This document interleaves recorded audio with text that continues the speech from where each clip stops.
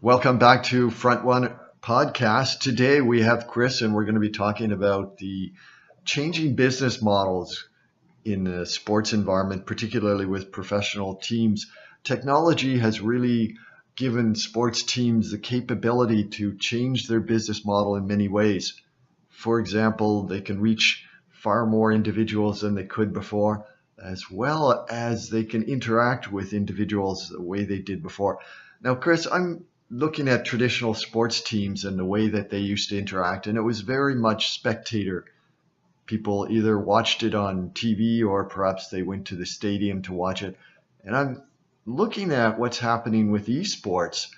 And with esports, video games and people watching video games, it seems to me it's much more interactive, that the fans have the ability to connect much more with the players. They can look over the shoulder of the players as these individuals are playing their particular video game. And there's the commentary, which is, I think, more direct than you get in the professional commentary.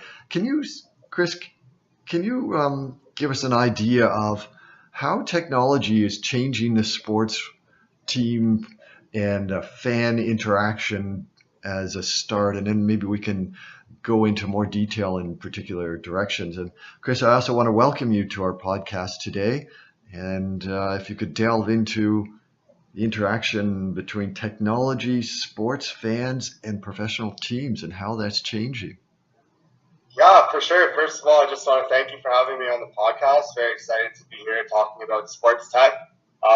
To answer your first question relating esports to the traditional sports market, you're going to see traditional sports become more and more alike esports.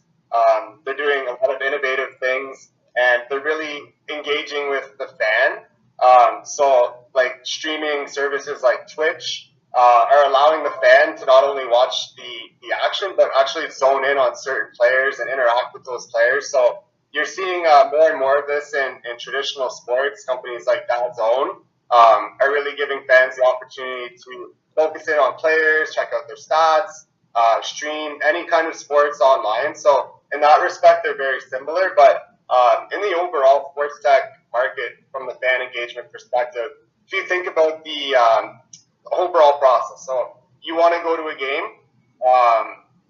Now there's technology available. You can flip open your cell phone and you can buy your tickets right there online. You can find out stats and anything about the other team right there, right on your cell phone. So you buy your tickets, you drive to the game, or maybe you get an Uber. And then there's also apps available for sports teams for parking, so you can figure out your parking. And then when you get in the arena, you show your phone, the ticket's right on your phone, so that's completely different. And then things from like in-seat ordering food from your seat, and interactive entertainment throughout the game on the scoreboard that you can use your phone. And then even after the game, sharing the content and maybe some videos that you've uploaded. So all those things I mentioned were not available 10 years ago, and they've significantly changed the way that sports fans interact with their favorite team.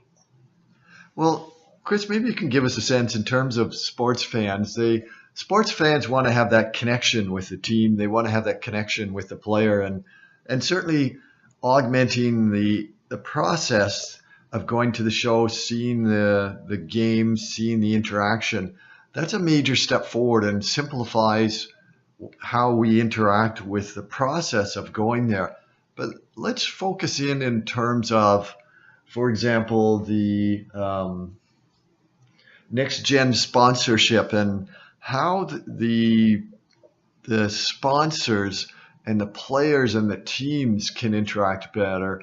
If we look at business models, we see that sponsors want to be able to connect directly with fans, but fans aren't there just to be targets for products and services. They want to engage.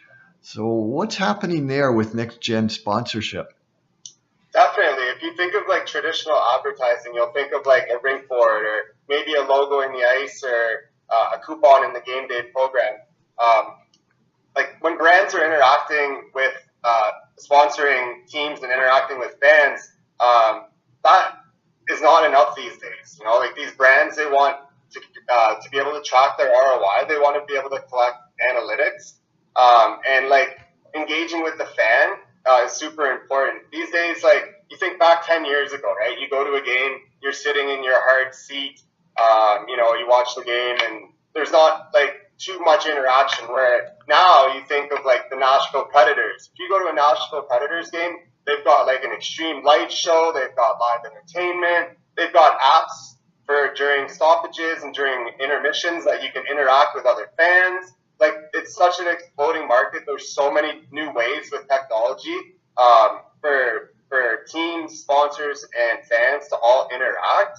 But one big thing that's happening, and this is a major problem that came up, was you get 20, 40,000 fans in a stadium, but the stadium doesn't have the bandwidth. They don't have the antennas to support all the Wi-Fi for all these fans. So a lot of fans would go to games and they wouldn't be able to use their phones, and that's a frustrating thing for fans, right? So now a big thing that stadiums are doing is they're introducing major antennas to be able to allow their fans to interact during the game and post content and create more marketing that way. So there's a lot going on in the next-gen sponsorship space. A lot of it's going digital. And there's actually ways now that sponsors can actually track how much their sponsorship value. So, for example, there's a company called Hookit and another one called Gum Gum.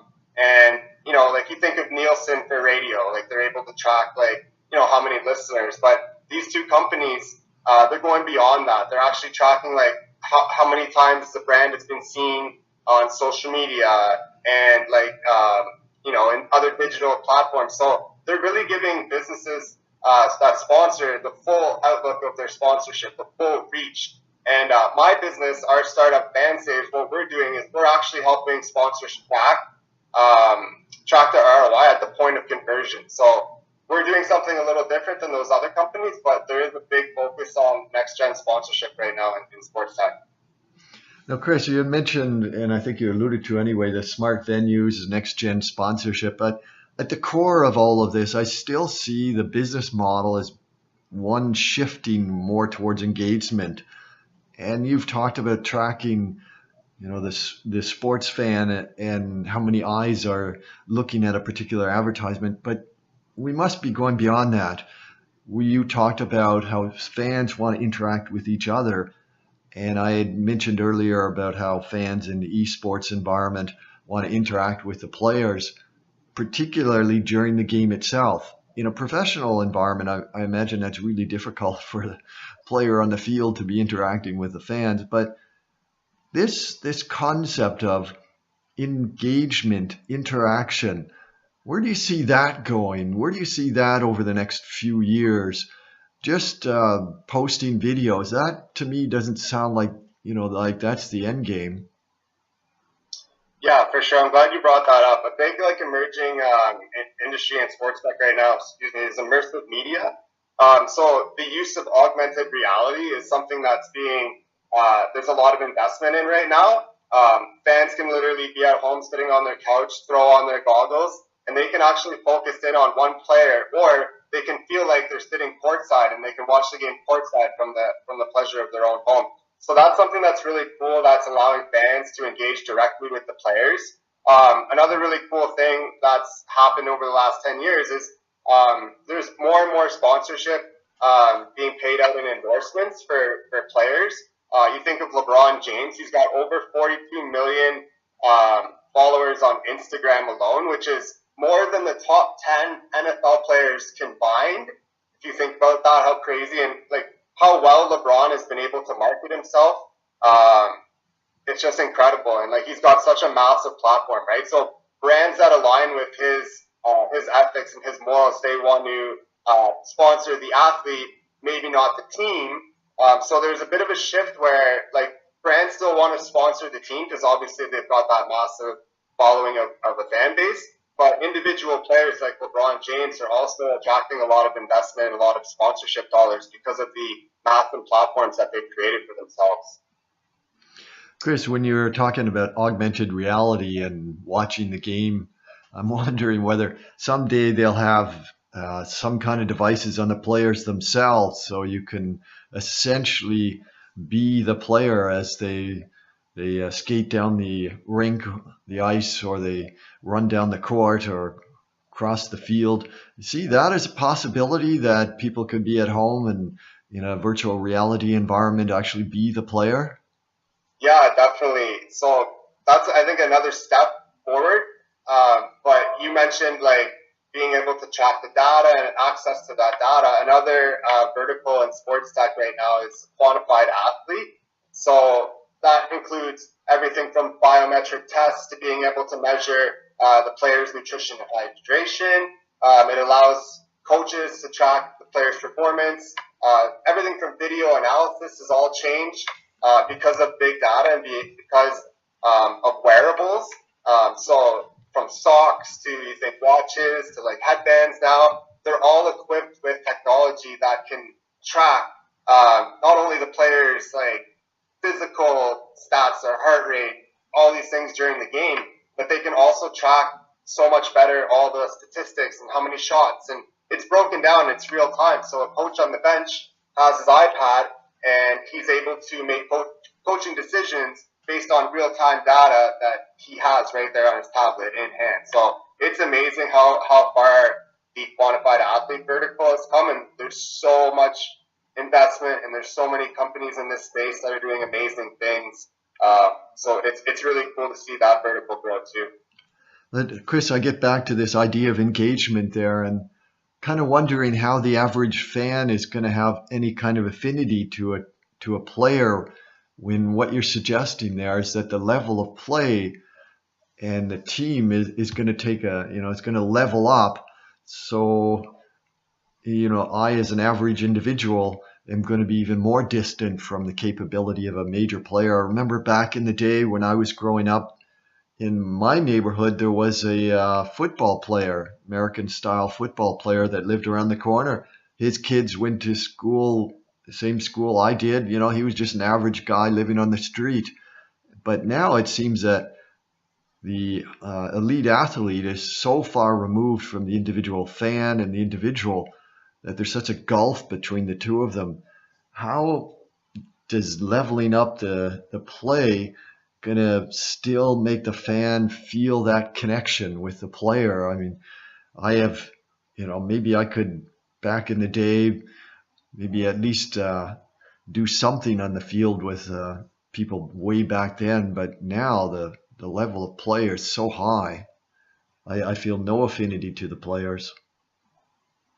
Yeah, if you could kind of just frame that in another way. Well, what I'm suggesting is that the engagement that you're talking about, which is augmented by technology is going to provide that better connection between the player, the team, the sponsor, and the fan.